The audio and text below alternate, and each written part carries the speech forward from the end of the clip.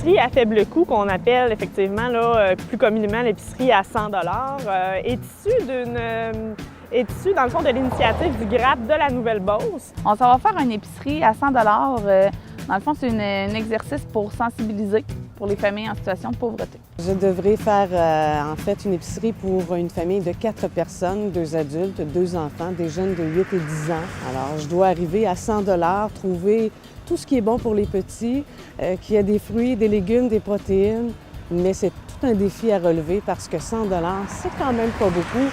Et c'est là qu'on voit que c'est toujours un défi important pour les petites familles d'aujourd'hui. Cette activité-là de sensibilisation est en fait organisée pour justement là, parler davantage des causes de la pauvreté et de l'exclusion sociale.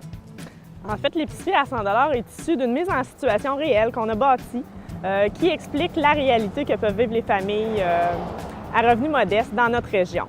En fait, la mise en situation comme telle part du principe qu'on s'est basé sur une famille de 2 adultes et 2 enfants, 2 garçons de 8 et 10 ans qui vont à l'école. Et les parents doivent bien évidemment préparer les lunchs et les collations pour ces 2 enfants-là et aussi préparer les repas pour la famille complète là, pour une période d'une semaine avec 100 $. J'ai eu, je vous dirais, 5 années où c'était pas facile. Je vous dirais même qu'il n'y avait pas 100 $ par semaine pour faire l'épicerie.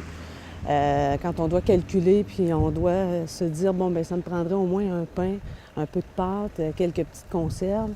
J'ai dû vivre ça et c'est vraiment pas évident. Puis on demeure par la suite, je vous dirais, très prudent dans nos choix alimentaires. Puis on essaie de ne pas gaspiller non plus. Ça va vraiment être de calculer pour arriver aux 100 pas chercher, pas de dépenser plus, tu sais, vraiment se fier. Je me suis préparé une petite liste d'épicerie puis me fier à la liste, là, pas acheter de surplus. 40 000. Et mon Dieu Seigneur, 30 000. 42. Ça doit vraiment être bas, là. Je dirais peut-être 17-18 000. En bas de 25 000. On a réussi certainement et je trouve ça vraiment le fun parce qu'on voit ici, le papier est long. Et c'est ça qui était mon objectif numéro 1. 98,32 $. On a fait un 99,15 $. Les céréales, là, c'était peut-être un petit peu trop dispendieux. Alors, j'ai retiré céréales, choux et un sac de carottes. Alors qu'ils sont restés donc à côté de la caisse, mais ce qui était quand même pas si mal. Le défi, c'était vraiment les protéines, c'était la viande. Moi, je trouvais ça hyper important. C'est ce qui donne le gaz dans une journée.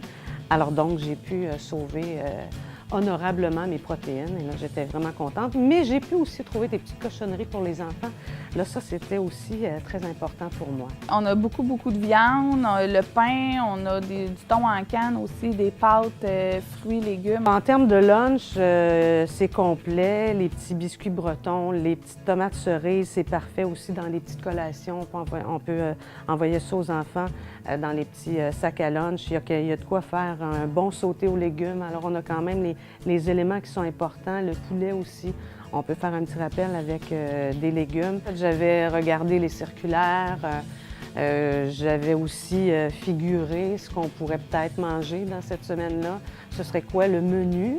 Alors ça, c'est un truc qui est important. On doit planifier. En vérifiant vraiment les circulaires, en regardant les rabais, en choisissant vraiment des articles qui étate à bas coût, qui allaient nourrir la famille le plus possible. La viande, vraiment celle-là qui était en spécial. Le défi est quand même grand et quand même important là, quand tu te mets vraiment à calculer ce que tu peux avoir versus le nombre de grammes. C'est quand même pas facile. Des fois, tu veux te lâcher lousse un petit peu plus, mais tu dois toujours te ramener dans la réalité que, rendu à la caisse, bien, c'est 100 $, là, incluant les taxes et tout ça. C'est pas facile juste de se mettre dans la peau, de sensibiliser les personnes à se mettre dans la peau. Le dire, serais-tu capable, toi, si tu aurais tant de dépenses, ton salaire, c'est ça, d'arriver. On ne sait jamais la journée où ça t'arrive à toi-même, où tu peux perdre ton emploi, ou la compagnie pour qui tu travailles depuis 25 ans.